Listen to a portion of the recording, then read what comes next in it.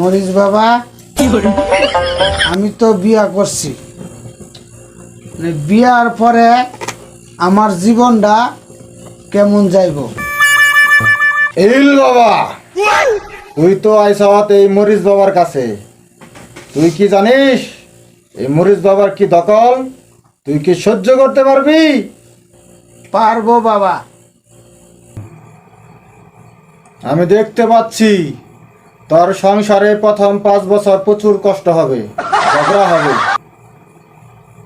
তাইলে কি মরিস বাবা 5 বছর পরে শান্তি আসবে?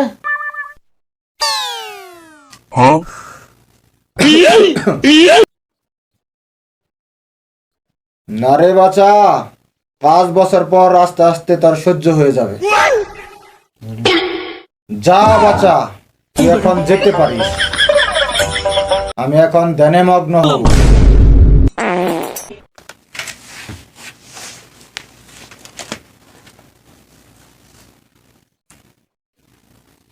মরিচ পাগলা মরিচ খাবে।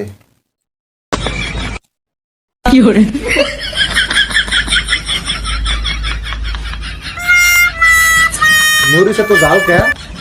যে জাল ফিরে আইছে আমার মনে কেরামতি শেষ রে।